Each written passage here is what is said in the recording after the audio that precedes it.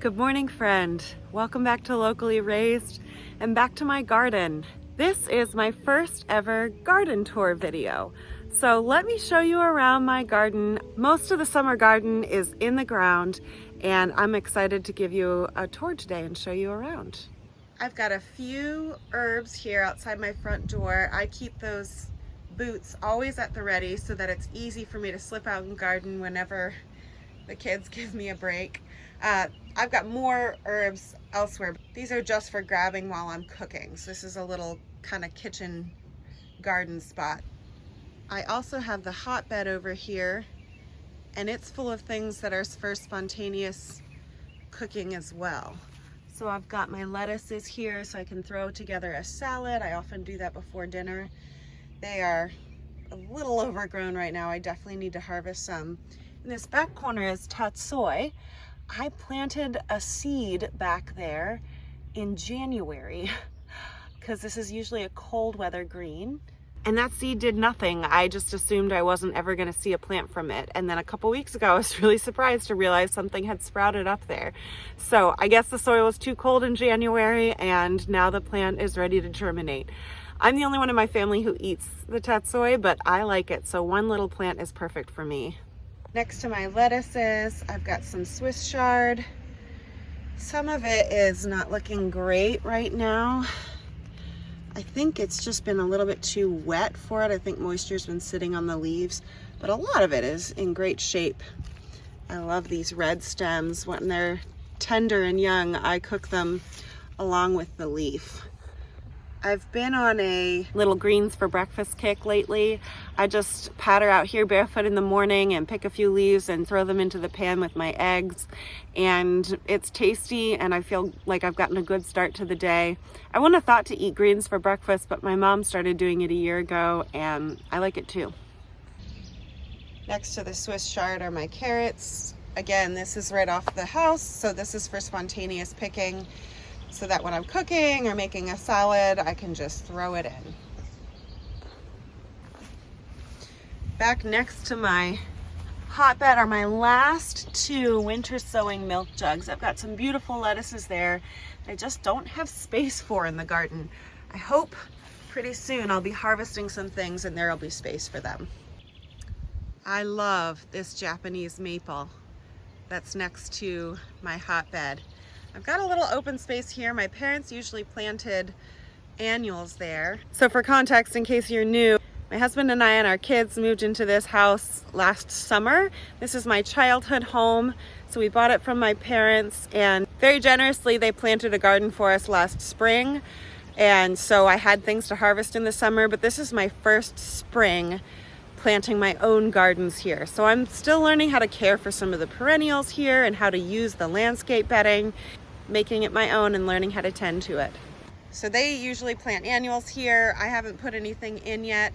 I think I might like to move these tulips and other perennials over here and then have the space in front of the hotbed open because I walk there all the time. So moving past this area in front of the house, let me show you the bulk of the garden, which is all of this.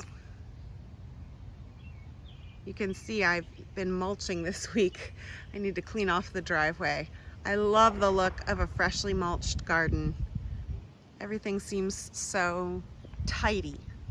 So I'll start down here. This side of the garden is mostly flowers. And I won't go through all of those. I'm mostly concentrating on growing food. Here's our fig tree. It's a little bit cold here for figs. This is a Chicago hardy fig, so it's supposed to be somewhat cold tolerant. I did not properly wrap this up for the winter. I should have had it wrapped in burlap and I just didn't find the time. So some of these have frozen off, but further down you'll see there's new growth. I believe I'll need to cut this off and I think I'll still see fruit from this. I'm really looking forward to that. Ina Garten has a fig salad recipe that I really like, so hopefully I'll be making that in a few months. And behind those figs, I've got my cherry tomatoes. Most of my tomatoes are in a different garden, but I wanted these right here, again, because I wanted them convenient to the kitchen. I'll be able to grab those and add them to salads and have them with my lunch, and that'll serve me perfectly right there. I've also got my tomatillos over here, not because I need them close to the kitchen, but because I was running out of space. I've got some open space here that needs to be filled with flowering perennials. I'm not quite sure what I want to put in there. In the past, I've really focused on growing veggies, so I haven't grown a lot of flowering plants and especially perennials. I want to put something in there that will be beautiful, but I won't have to think about it again. Let me know in the comments if you have any ideas. Several of these plants I actually just recently dug up and moved because my parents had perennials over there in that open space, and I wanted that open for pumpkins. So I've been impressed with how quickly these things bounce back. See these bachelor's buttons right here? I moved all of these just a week ago. I dug them up from that location and moved them here. They didn't falter at all. I thought maybe they would look tired for a bit before they put down roots in their new location, but they're happy. And same with these. These are calla lilies. I love calla lilies for cut flower bouquets. I just think they're so beautiful. And I dug these up 2 days ago and moved them. Probably should have planted these deeper. You can see that was underground, but they're looking happy, so I'm content. Here's Mandevilla. My daughter keeps picking these. They're so beautiful, but I don't want them all to be picked. I need a trellis for them to climb up.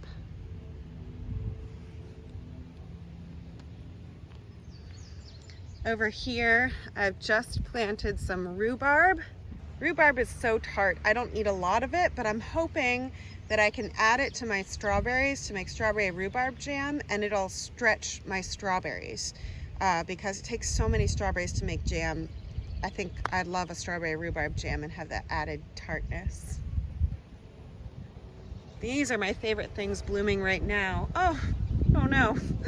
Okay, I didn't realize this bloom had faded since I last checked on it. I don't have the perfect bloom to show you, but these are tree peonies.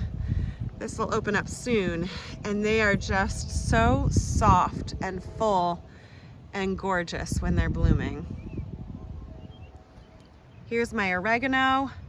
I've already cut a good deal of it and have it drying inside. Right now, it's just about ready to go into jars. I want to dry a year's supply of oregano. I figure if an oregano plant can grow that big, I shouldn't ever be buying oregano. This homegrown oregano tastes better, and so I really want to dry a year's supply. I think I can do it. I'm going to fill a couple quart jars with dried oregano. Over here, this plant is getting enormous. This is lovage. Lovage is related to celery. Lovage is related to celery, and it doesn't have that stalk of celery, but if you eat these leaves, they taste a lot like celery. So these have been going into soup. I put them in some broth over the winter, and they just give a nice celery flavor without the actual crunch and texture of celery. I've got a zucchini plant over there. And then all of this is open because I promised my kids we'd plant a little pumpkin patch. I knew that pumpkins would be something really cute. Oh, the sun. Really fun for my kids and I to work on growing together. And I also want to grow more food this year that doesn't take effort to preserve. So onions, garlic, potatoes, squash, winter squash. These are things I want to fill my pantry with so that we can eat throughout the winter without me constantly having to be canning. Next to what will be the pumpkin patch is a patch of my broccoli and cauliflower. This was planted in a grid, but unfortunately they are already getting eaten, so I had to pull a few of the plants. You'll see some of them just showing some damage. I spread some BT and they've been looking better since then. I don't think this is new damage, I think it's old, but it's still a lot. So here's cabbage. Some of them are doing just fine. Another cabbage. Here's some of my broccoli. These broccoli and cabbage plants are not as far along as I would like for May, and they are already showing some damage. I should have planted them earlier, so I'm trying to decide if I should just pull them out so that that valuable space can be used to grow something that will yield. I just can't decide if I want to pull these plants and move on to something else or if I should keep trying. It's always hard to know when it's time to move on from something, so we'll see what happens there. Moving on past those, oh, I've got a few things that need to go in the ground here. Here are my onions. I have volunteer potato plants on the end, and I'm not going to pull them because I don't want to disturb the onions. None of these were up when I planted the onions. And past the onions, I've got my green beans. I planted two kinds. This is a dragon tongue, and then I planted jade green beans here, and not a single seed germinated. I've never had a whole pack of green bean seeds just fail to germinate. I soaked the seeds the night before. They were seeds I just purchased, and so I really don't know what happened there. I know that this is not my best soil. It took the other green beans, the dragon tongue, longer to push through the soil than it would if I was in a raised bed, but I still don't know what happened to those jade green beans. I think once I harvest something from my raised beds, I'll sow one of those with green beans because I definitely want more than this. Over here past the green beans, I've got my green stalk with strawberries in it. I had lots of issues in my raised bed last year with strawberries rotting out and getting eaten as they lay on the soil. I'm hoping this is the solution. I've got a row of herbs here. There's still a few more things that need to be planted. This is a bay laurel. These bay leaves go into my cooking. It's bouncing back from having gotten a little too cold. These chives are blooming, which I'm so excited about because I'm going to make some chive blossom vinegar. I plan to buy either some champagne vinegar or some white wine vinegar and infuse the vinegar with these chive blossoms. I'll give them about a week to soak. And then I've been on a French fry kick lately. We've been making our own French fries every week, and I just want French fries dipped in chive blossom vinegar. That sounds so good to me. Behind the herbs is my absolute favorite bed right now. This is the garden bed I look at every morning and think, my garden's thriving. Not everything's thriving all the time, but this is thriving. Look at this garlic. These stems are so thick. This is a hardneck garlic, and I think it can't be far off from putting out scapes. I found a recipe for pickled garlic scapes, and I am looking forward to trying it. I want to pickle some garlic scapes and make some garlic scape pesto, so be on the lookout. I'm sure I'll be sharing that project with you soon. I also planted lettuce with my garlic this year, and I will definitely be doing that again. The lettuce is just thriving, growing alongside the garlic. I'll show you here. It's just filling in all the gaps between the garlic. It's such a good use of space. It seems like I'm getting something out of every inch of this bed. And then the shade that the garlic provides works out really nicely for the lettuce. You can see how happy these plants are. I also have some volunteer potatoes in here. I clearly missed some in last year's harvest, so it'll just be a fun little discovery what's in there. I'm gonna turn you around and give you the opposite view now. So here on the other side of my garlic and my herbs is my potato bed, or my potato row. Everything that's sprouting right now is a volunteer from last year. So got a lot of volunteers over here. I clearly didn't harvest thoroughly enough. I'm really eager to see how this potato row does because I'm trying something new.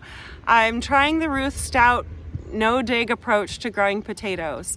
So when I planted these, I put down compost and then I just laid my seed potatoes on top of the soil. I did not bury them at all.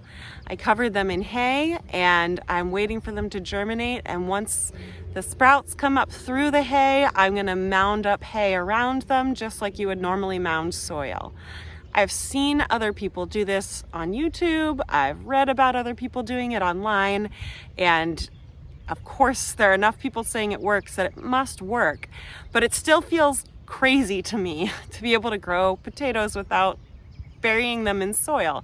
So I cannot wait for these to sprout. I keep pulling the hay back and trying to look at them, which I shouldn't be doing. I'll try not to keep disturbing them. They've got the tiniest sprouts coming out, but they do seem to be moving along slowly. We'll see what happens there. The final corner of this garden is right over here, and it's my strawberry patch. My parents planted this last spring. So this is their second year, and they are definitely much fuller than they were last year. I love how big these leaves are, and they are definitely also setting fruit. You see all these little green berries in here. I've been fertilizing generously with Neptune's Harvest crab and lobster shell, and I think they've been liking it. Look at this. There's so much fruit in there.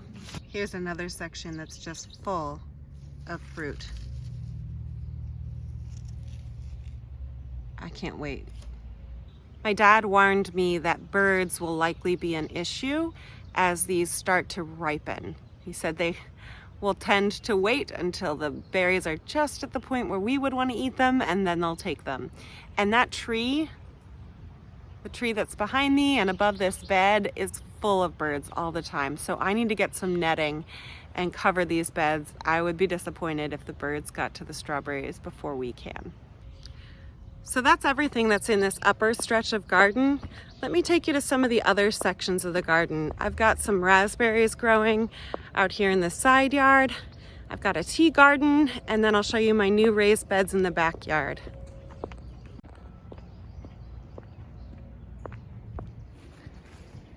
Over here are my raspberries. These were just dormant cane when I planted them out a few weeks ago, and they are filling out nicely. I don't expect to get a lot from them this first year.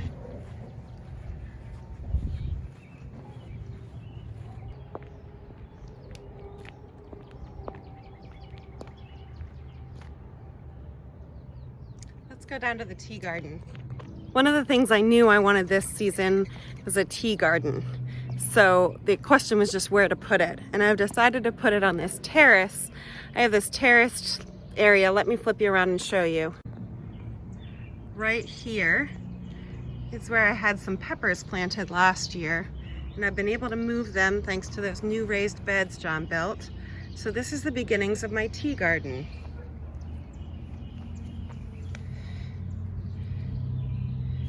I've got chamomile, and I planted 4 plants of those. I know that it takes a good number of blooms to make a cup of chamomile tea, so I wanted to plant 4 plants and make sure that I can have a decent supply on hand going into the fall when I start to drink more tea. Past the chamomile, I've got some lavender. I'm growing 2 different kinds. This is the Primavera lavender. And over here is a different variety. The fern leaf lavender, that's got these long blooms. I plan to make tea from both of these. I'm curious to see which one I like better. And then over here I've got 2 kinds of thyme as well. I've got French thyme, that's the classic thyme, and then silver thyme. I'm growing thyme in my herb garden to use while cooking, but last winter I tried for the first time having thyme tea. for the first time. I did not try to do that. We tried having thyme tea and I really liked it. Thyme tea is supposed to be especially good for drying out wet coughs and helping the lungs. And John and my daughter deal with asthma and they tend to get wet coughs when they get a cold. So we want to keep thyme on hand for tea as well. So I'm going to grow some extra here, and I know we'll be grateful for it when the weather turns cold and we inevitably catch sicknesses. Let me step down from this terrace so I can give you the view of it from below. There's the tea garden. I bought calendula seeds and holly basil seeds to add to this, but that'll have to wait till next year, and that's just fine. I've still got a lot of good tea here that we're going to enjoy. By the way, look behind me at this coop. This is a garden tour, but I just have to show you what John's been working on. Our chicks are growing. I've got them in the garage right now. They're coming out into the grass during the day, or they will be today. But won't be long now before they'll be in this sweet coop. We just need some time to paint it. It's been so rainy lately, and build the run. I'm really pleased with the work he's done on this, and I just can't wait to get the chickens into it. I'm sure I'll be showing you a tour in a couple weeks. Finally, moving past the coop, we come to the last part of the garden. My new raised beds. John built these for me this spring, and I'm really glad that I have more garden space now. I like the garden space I have up in the front yard, and we're definitely going to be getting a lot of food out of it, but I wanted more raised bed space, and I also wanted to get some of our food away from that field that borders the garden. That field is not ours, and although I really like having it as a nice view in my yard, it is also a field that gets sprayed with pesticides and herbicides and fungicides. And I'm trying to grow some chemical-free food. So I thought if I can start to move some of our production down here, that can be one way to minimize the extent that our food comes into contact with those chemicals from the fields. So let me show you around these raised beds. Here's my tomato bed. This is my first year training my indeterminate tomatoes up a string trellis. This half, all 7 plants along that last half, plus this tomato. So 8 tomatoes are paste tomatoes. I wanted the majority of my tomatoes to be paste because I want to make sauces and salsas, and those just work well. And these are all different heirlooms. I'm especially proud of these. I started them from seed. I started tomatoes from seed last spring, but then moved just before the first fruit started to ripen. So I've never actually gotten to eat a tomato from a plant that I started from seed. Those plants are looking strong. I'm sure this will be the year. I just feel proud of them and pleased to know that I can start something from seed. Over here is my potato bed. These are Kennebec potatoes. I was so excited to see the other day that the first few little greens are starting to peek through. There's some, oh, there's a few more. Look at that. I planted those Ruth Stout potatoes up in the front yard, but I also wanted to bury some potatoes because potatoes are one of the things I want most out of my garden this year, and trying something new just felt a little risky to me. So if those don't do well, I'll know that I have this full bed of potatoes as well. Over here in this corner, I've got my beets. These are the bull's blood beets. I love that dramatic name. Some of them are getting pretty big, and I'm looking forward to canning beets, but also giving them to my baby girl as a first food. I think I'll be harvesting these just as she's about ready for some first foods. Here are my hot peppers, and just this morning I planted a bunch of carrots interspersed with my hot peppers. Those carrots are part of my winter sowing project. I started them from seed in milk jugs, and they're the last thing that's just been sitting around because I couldn't figure out where to stick them. And then, of course, this morning at 6 a.m. I was lying in bed and realized, I should just companion plant them with my peppers and see if I can fit more into this space. So I jumped out of bed and John took care of the kids and I came down and planted these carrots. I'm glad I'll have room for them. And the last bed over here is peppers and cucumbers. Let me give you a better view. There we go, that's a better view. So these peppers are all bell peppers. It's intentional that I kept my hot peppers in a separate bed from my sweet peppers. My kids like to munch when they're out in the garden, and they do munch on sweet peppers. So I wanted to make sure that all my hot peppers were in their own bed and that I can tell them, stay away from that bed. That's the bed of peppers you don't want to munch on. For cucumbers, I've got a slicing cucumber that I'm really excited about. My parents raved about it. It's the China Jade. So it's an heirloom. They started that one, and it's supposed to be very sweet and tender. And then those two are pickling cucumbers because I definitely want some pickles. I'm going to be building a cattle panel trellis down the middle of this bed soon to support those cucumbers. And that is the full May garden. We're in a really fun season right now of just growth and change. My chicks are growing and they're gonna be moving into their coop soon. They grew really fast. My baby girl is 4 months old, so of course she's growing and changing every day. And then there's all these things happening in the garden. It's just an exciting season of seeing things develop. I really love this time and I'm glad that I get to share it with you. I look forward to sharing more with you next week. Until then, bye.